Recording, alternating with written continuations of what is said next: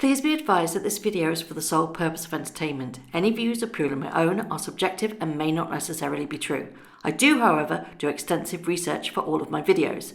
All photos have been found on the public domain. I am using them under the fair use and fair dealing guidelines. I urge everybody to do their own research. Well, hello, it's Murky Meg here.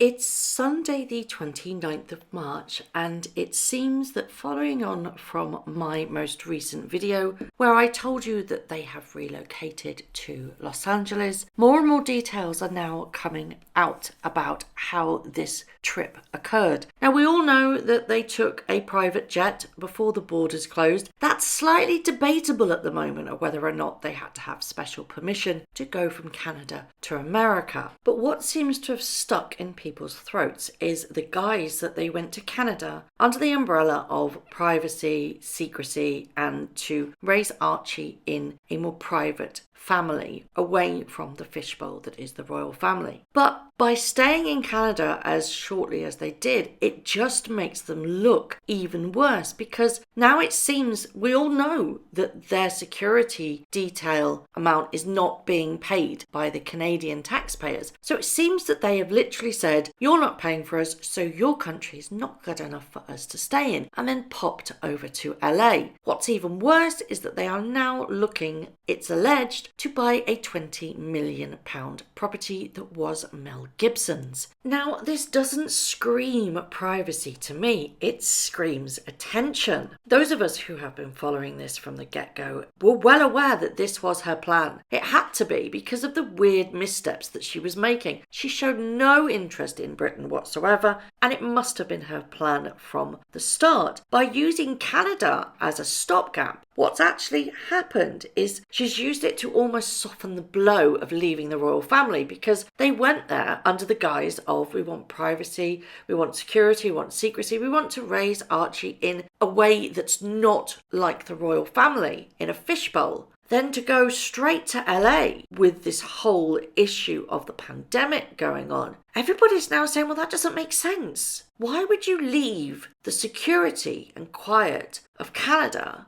where cases are relatively low, they're climbing, but they're relatively low, to the third biggest outbreak in America, city-wise, LA. And she also was quoted by saying that she would never live in America while Trump was still residing in the White House. Yet again, another lie exposed. It seems that she, or they, are just caught up in the web of lies that they've tried to make it seem like this is a justified action of leaving the royal family, when really what they should have said was, do you know what, we just don't want this lifestyle. We want to be able to make our own money. And I think that people would have had a bit more respect. But by telling this web of lies to try and cover up the fact that they do want to make loads of money, because yet again that's coming out even more, it's said that Meghan has heaps of projects in the works and wants to write another cookbook after quitting the royal family. Well, first things first, she never wrote the first cookbook. It wasn't her cookbook. She just did the foreword. And secondly, what on earth does she know about writing books? All that she will be using is her title. And this is the other issue that I have. With regards to the Disney elephant movie, she has been used, or Disney, I can't say whether it was Disney or her that made the decision to use Meghan, the Duchess of Sussex. In my firm belief, that is trading off your titles. She could have said that she was Meghan Mountbatten Windsor or Meghan Markle, quite simply. But by putting Meghan the Duchess of Sussex makes it more clearer that she is from the royal family. And in my personal opinion, that is her trading off her titles. Yes, it's not the HRH in there, but I think it's just as bad. Over the weekend, there has been a scathing article released in the Daily Mail where it goes into detail how Prince Harry dumped the firm by emailing his father and the Queen. That's just one of the jaw-dropping revelations about the true story inside of Megxit. In this article, it goes into detail where Harry has burnt all his bridges and Meghan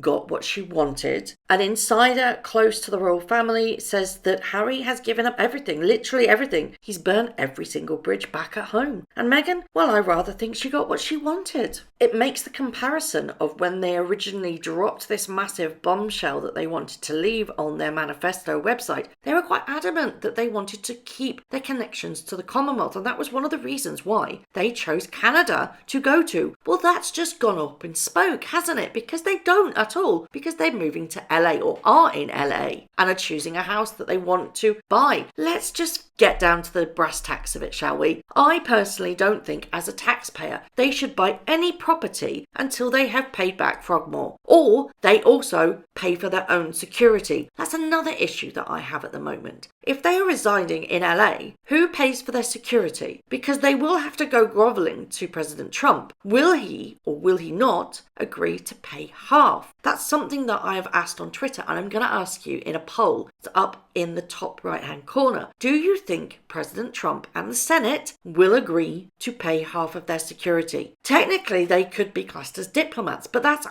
security is only paid for when a diplomat visits. This is a whole different ballgame because they won't be just visiting, they will be living. So you will be culpable to pay for half of their security while they live in America. Do you think that's fair that American taxpayers should pay for these two to live in the lifestyle that they have become accustomed to? Do you think it's fair that us taxpayers in the UK and you USA taxpayers should pay for their securities halfsies? Dibs. Is it fair to both the American taxpayer and the UK taxpayer to pay for their security when they are quite capable of paying for it themselves? If they can buy a £20 million house, although I do think Charles will probably be paying for that, they'll have swindled some deal, I bet. That's just my opinion, not fact, please. But should we be culpable for paying security for these two people that have shunned royal lifestyle and have basically gone after the money? Because let's face it, it's not privacy that they want, and that is screamingly obvious. You want privacy, you go and live in the middle of somewhere that nobody knows where you are. You want attention, you go smack bang in the middle of LA, Malibu, and flaunt it. Going back to this article, it states where one of the early signs of Meghan, who was determined to go against the grain of the royal family, received a message from the Queen. They were doing an engagement together, and this message said the Queen intends to wear a hat. Now, that is code for you need to wear a hat, basically. Of course, Meghan sent a message back saying, I will not be wearing a hat. She turned up not wearing a hat at all. The Queen did. You don't piss off the Queen, to be perfectly honest. You do your diligence and you do it well.